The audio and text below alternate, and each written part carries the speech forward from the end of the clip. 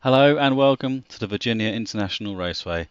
Today's race is going to be the last in the series of the wet weather races. So it's going to be another 20-minute race on the default date with a single weather forecast slot of rain, just pure rain.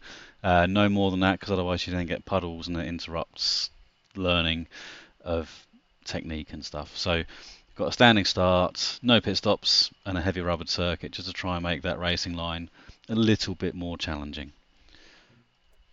The AI will be the usual maxed out JCW Mini Grid on 120 skill level with high aggression, and again we'll be starting from last today. The reason I've chosen the Virginia race circuit is because it presents us a number of challenges compared to the AI. But we'll get into that during the race. So, without further ado, let's get trackside and let's go racing.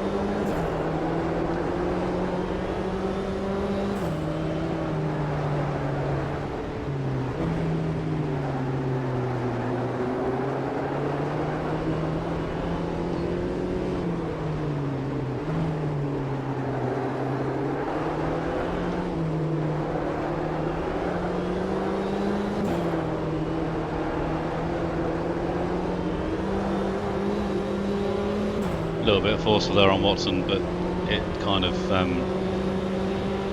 yeah, a move of necessity, that one.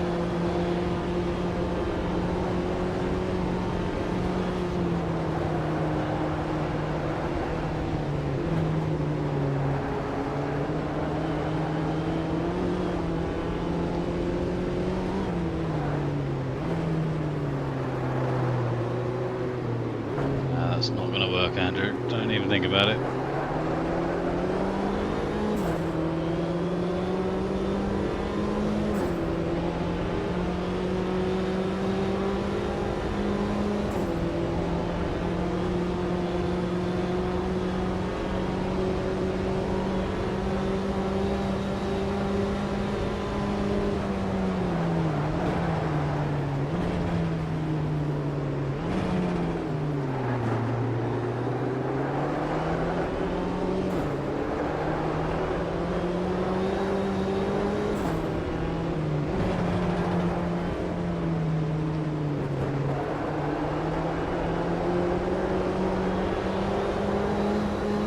Turned in a bit too early there for the second, well, for the right hand part.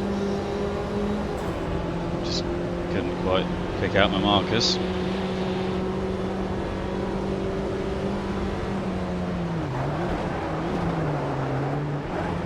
Just going to increase the ABS a bit, I think.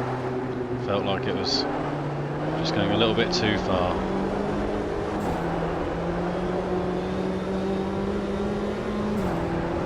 Increase that from 1 to 4.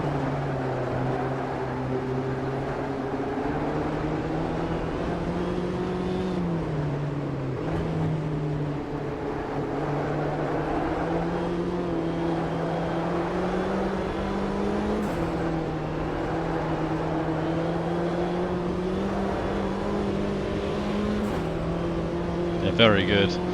So the reason I've chosen this circuit is because there's a lot of corners where you're on the power, coming out of the corner and still cornering, which puts a premium on traction and throttle control, which is why I want to get as much learning as I can for myself. But it really does show up the advantage that the AI has. You see it off the line. Sorry.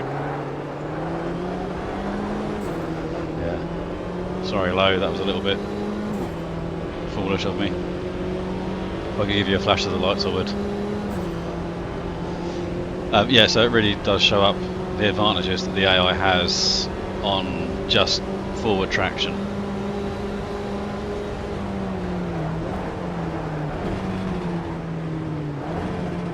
Not so good on the brakes, are they? Which is weird, isn't it? Because you'd expect that to be the same for brakes as well.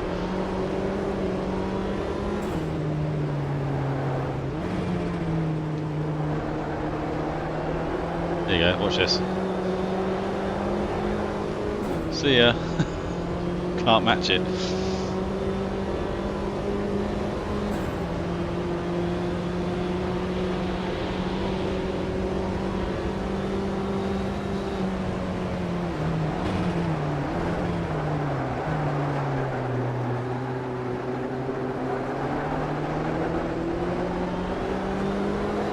Yeah, we're not going to make a whole lot of progress in this race, I don't think.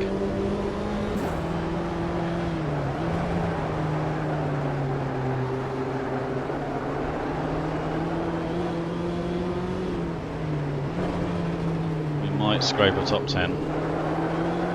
There you go, watch this. So, coming out of here, you watch done. I mean, even like low there, it's just like rat up a drain pipe. He's got traction I just don't have.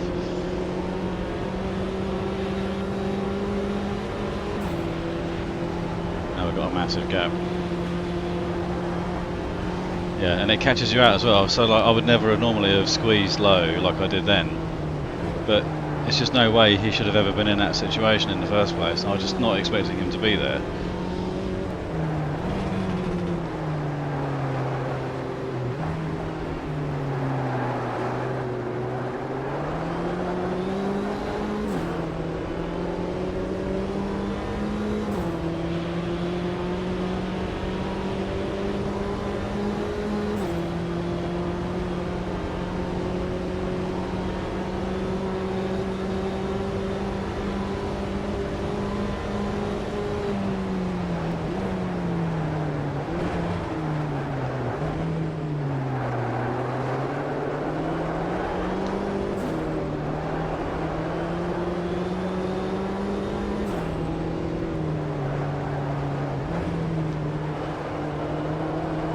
Slightly better line there, that's as good as it's going to get for me, and I still can't get the same exit that they can.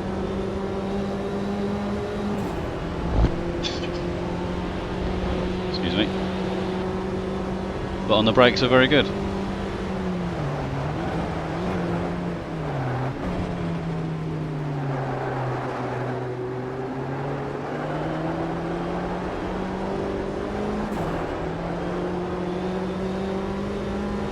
Yeah, as I said, you'd expect, you know, just straightforward braking ability and traction to be almost go hand in hand.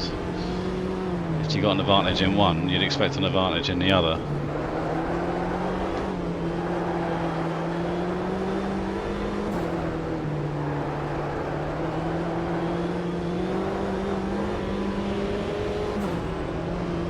I've tried reducing the clutches in the diff to try and help reduce the pressure or the amount of work the outside tyres having to do. It doesn't actually help at all, so that's a shame. Because I thought, well, you know, I'm getting on the throttle and then the front end's starting to sort of wash out a little bit compared to what they've got.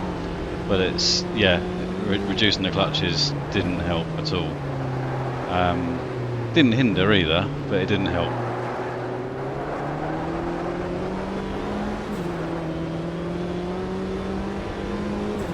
Yeah, I think it is just a difference between player versus AI physics, I guess. Don't know, or the model, you know, of the way the car handles. I don't know.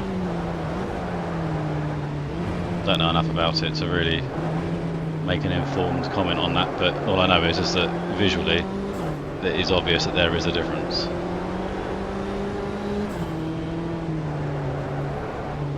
And to be fair, has been a difference for a very long time. But if you have to, from a developer's point of view, if you have to have the player and the AI working off of their own separate physics models to get them to marry up is going to be a very difficult job.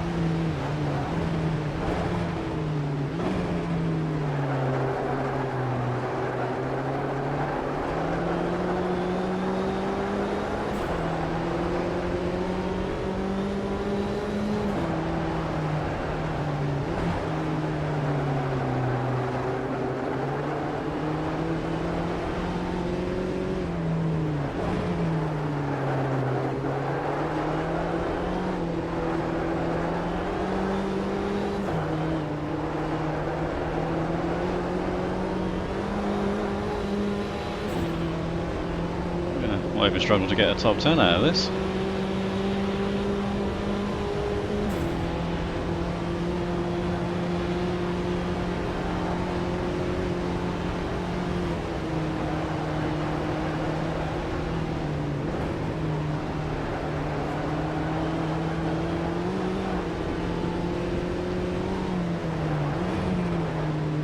This track really does produce some brilliant racing.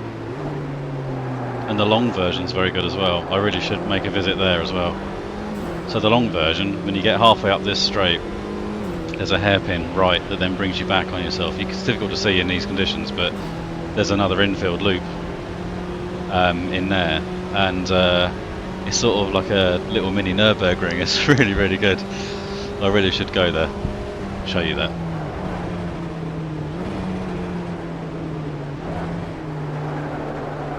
Oh, can we do it? Can we?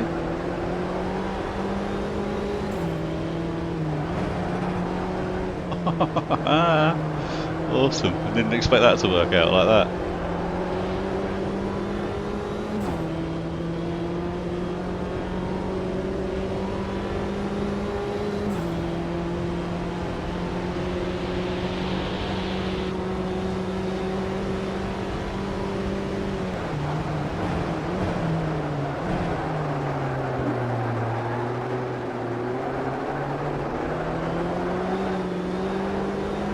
Just got it stopped in time. Just about styled it out. But it was a mistake. I braked too late. But you know what? I feel like a top 10 is on here. We might even be able to go up a little bit higher. So, yeah, it's going to be tight. But we'll try and get top 10 at least. Anything more than that is going to be an absolute Billy bonus.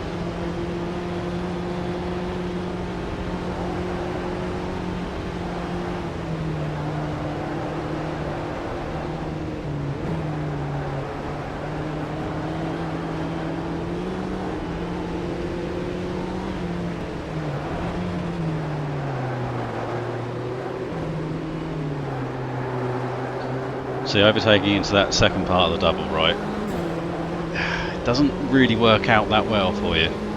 It closes off really, really quickly. What appears to be a gap suddenly is no longer there, and it's not the fault of the other person, it's just the way that the corner works out.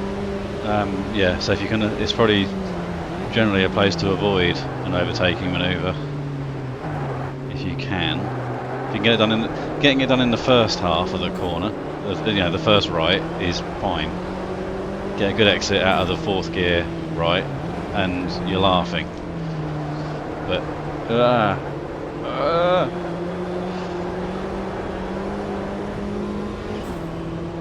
not going to defend that too much.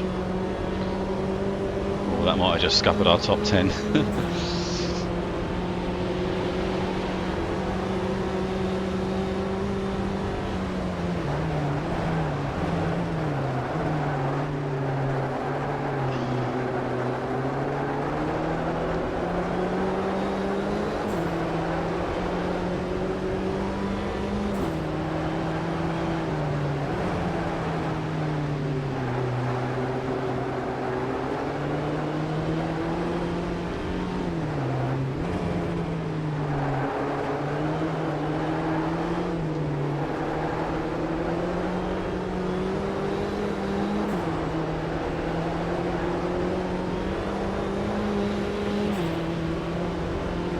Still very difficult to see see your markers.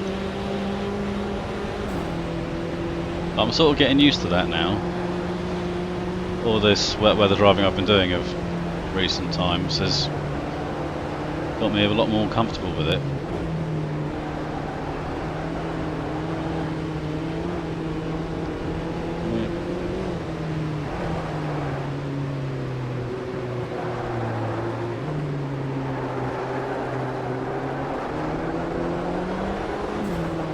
Be careful you don't want to push them out too wide. You can run wider than you think on the exit because the track has got like a concrete outer curb which you can use, and in the dry you use it all the time, so you can almost run out to the white line and sort of not be forcing the other person off the circuit.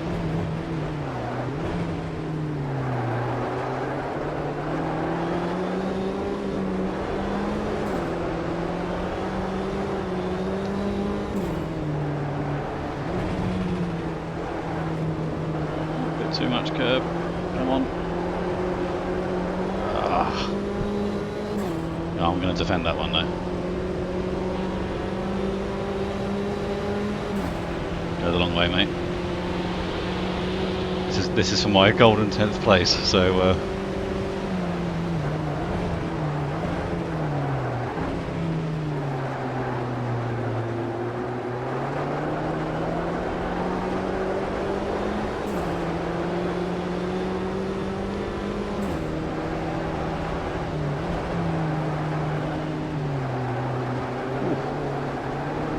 this might be it. Can we?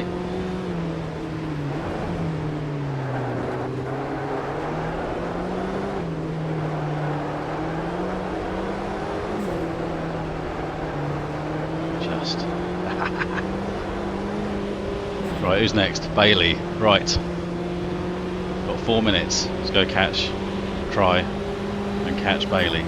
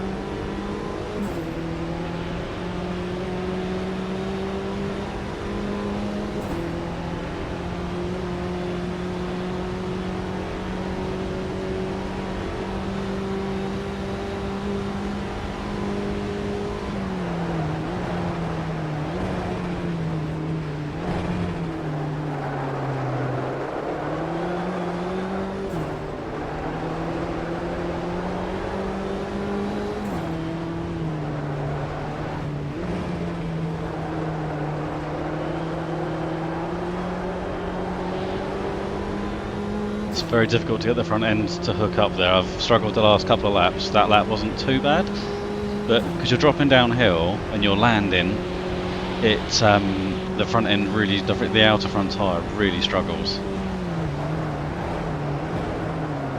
And as you know, once it starts to go, you're not going to get it back again unless you really back off a lot. So you've got to be mindful and delicate of it.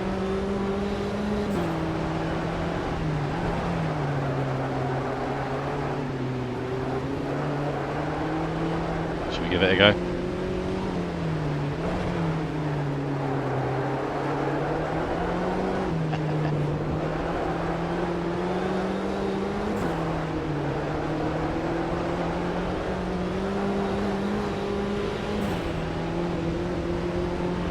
We're in bonus territory now.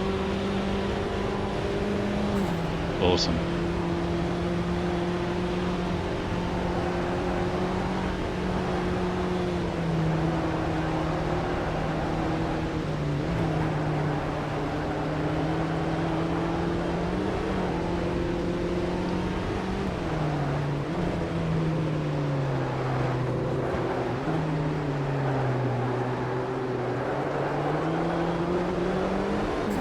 Too tight in there.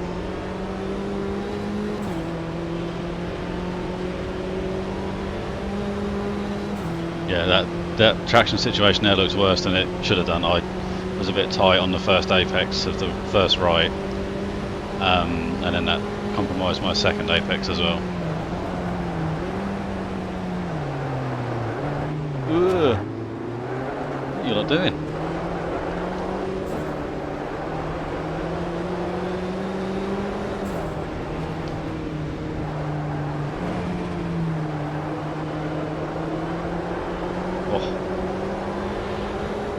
I got a little slide at the back there and it just worked out lovely. I couldn't do it again on purpose though.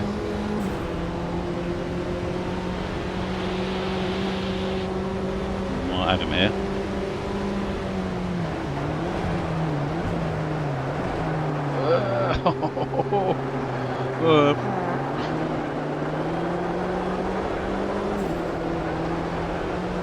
Code Brown.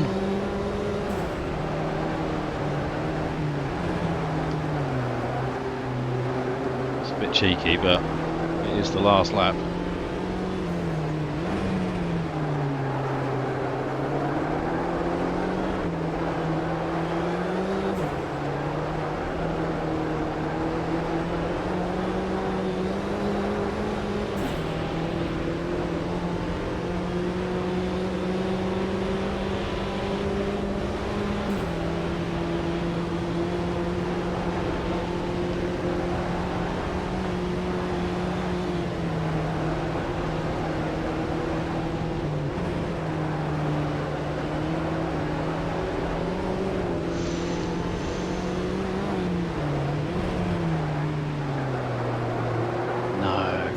Is it worth it? I don't know if it's worth it. No, it's not. It's never worth it.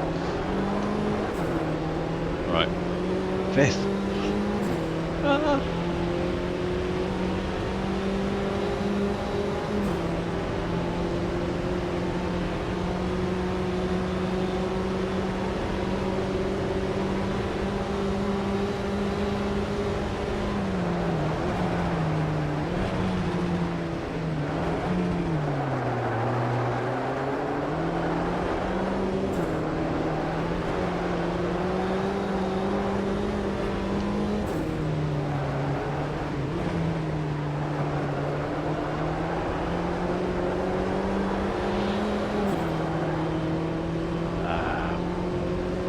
Fifth it is. Take that. Awesome. Brilliant. Really enjoyed that. Really enjoyed that race. I might go and do that again in a minute. Get this lot wrapped up and go and do it again.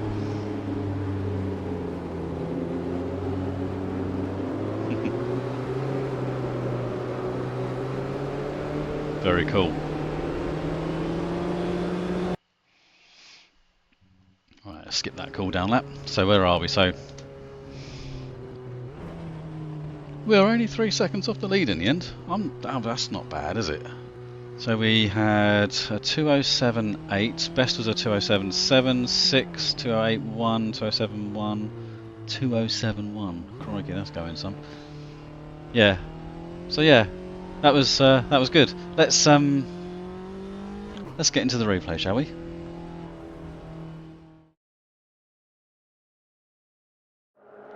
Well, that was a really, really enjoyable race.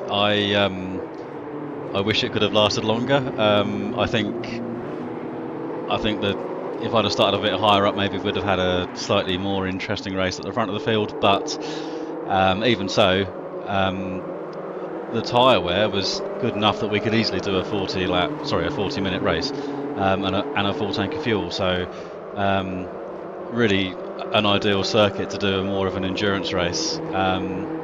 Yeah, and it lends itself so well to it as well. There is clearly some, well, it highlights the differences between the AI and the player physics, this circuit, and it highlights it in a really interesting and obvious way. I think it's quite clear. I mean, you've only got to look at the way that we get off the line, that there's a massive difference between just simple forward traction, and this track also highlights that same traction deficiency once you're even on the move. But at the same time though, it also produced some good racing, so I'm not going to complain. we've got the 1.6 update coming in the next two months or so. So yeah, it'll be interesting to see if that makes a difference or not. But in the meantime, I'm more than happy with what I've got. I'm not going to complain, that's for sure. Yeah, absolute pleasure. Really nice, enjoyable race. Nice to have a race where you don't just fire your way up to the front of the field straight away, and then just sort of play with the leaders. It's nice to have a race where you actually can't get there in that 20 minutes. You know, it's really, really enjoyable. And I think also this is a good place to sort of not fully wrap up, but I'm now. This will probably be the last wet race for a little while. I'm going to go back to doing some dry running and seeing if I can do some work on seeing if what I've learned here carries on into the dry, and see if it can help out my longer races in the dry. So yeah, it's going to be an interesting period of time coming up, I think, to see if I can put into practice what I've learned. We'll leave it there. Thank you very much for watching. I hope you enjoyed it, and until the next time, we'll see you later.